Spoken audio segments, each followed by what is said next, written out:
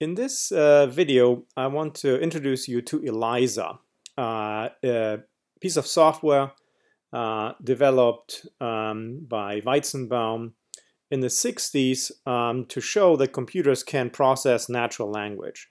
It was very rudimentary, but it's a fun little piece of code. So we'll say a few things about it.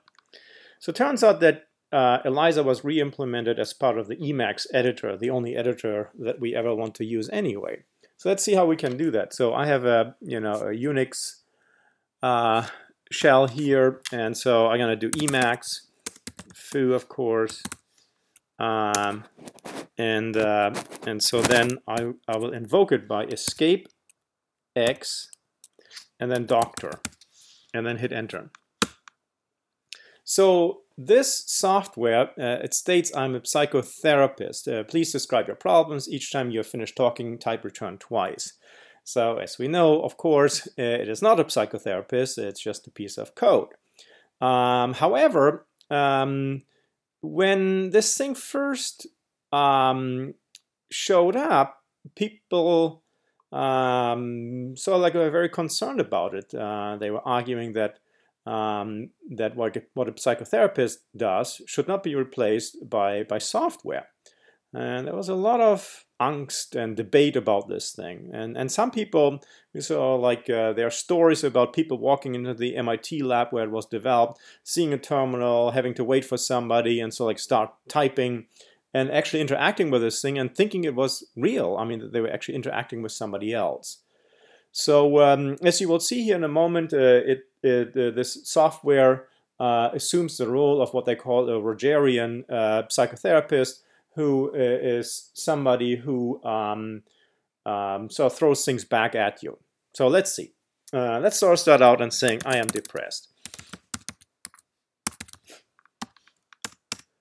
Are you depressed often? So notice what it did over here. It parsed the sentence and realized that there was an I and an am, a pronoun, and so it changed the I to you and the am to are, and then turned into a question. So notice that it's the same word, I am depressed, are you depressed, often. And so what it does, it takes a sentence, if it can parse it successfully, and slaps on something else and turns it out into a question. Now there are other ways to process things, but this is one way to process it. So notice that so far some very simple processing. So let's say, no, usually I am happy. Do you get happy often? So again, I am happy. Do you happy, right? Do you get happy often? I think it's a little bit of an accent that we get often here again. So let's see, let's do something very short. Yes. So notice that it wasn't able to do anything with the yes. It wasn't able to parse it. It was not able to throw it back at me. So when it cannot process the sentence, it simply picks a random sentence among the ones that it has stored. So it has several stored. So notice that that this can kind of be said no matter what. Okay, I see. Well, why do you say this is so? Again, so most of the time this works. I mean, unless somebody sort of just poured their heart out about something and the situation requires a different response. Let's see. So I think I am depressed. I am sometimes depressed. Depressed because of my high workload.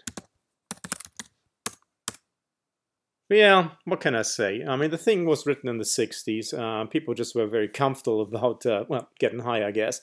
So notice, however, what it indicates is a third component of the systems where it is not able to process a sentence or maybe decides it can't do anything with a sentence that it processed, and it sort of picks out on certain keywords. So clearly it picked out on the keyword high over here, and then it has some canned phrases with it. Okay, there are other ones that are related to high and other keywords. So the second component then, so the first one, it tries to parse a sentence. And again, this is a very rudimentary parsing. This was written in the 60s when people didn't really have powerful computers. You have to remember that. It parses it, throws it back at you. If it can't parse it, it sort of tries to look for keywords. If it has stored the keyword somewhere and a response to it, typically they're canned responses, it will do that. And if it can't find any keywords, it has these canned responses. So let's see. I cannot really respond to this question. What makes you believe you cannot really respond to this question? So again, you cannot really respond to this question. So fairly much a copy of this thing. So this parser then is based on a simple grammar. We all know about grammars, and a simple lexicon, right? I mean, it sort of like knows to pick out pronouns and verbs and things like that. They're stored in a dictionary, and it's using the words that are identified and a parser to select parse the tree, and then to make some corresponding changes and spit it back at you, perhaps with some additional things. So, but all of this is based on string matching, really, on simple pattern matching. What I will ask you to do for the natural language processing assignment, and we'll cover that tomorrow, is to use the Stanford NLP kit, which produces an object for each sentence that it parsed. And then you can ask the object many questions. You can apply methods to it. And so that's what I will ask you to do. So I will not accept answers or software that uses plain string matching. You need to prompt the object. And I'll say a few things about that tomorrow. All right, folks, I hope you had a little bit of fun with this presentation. I will see you later. Bye.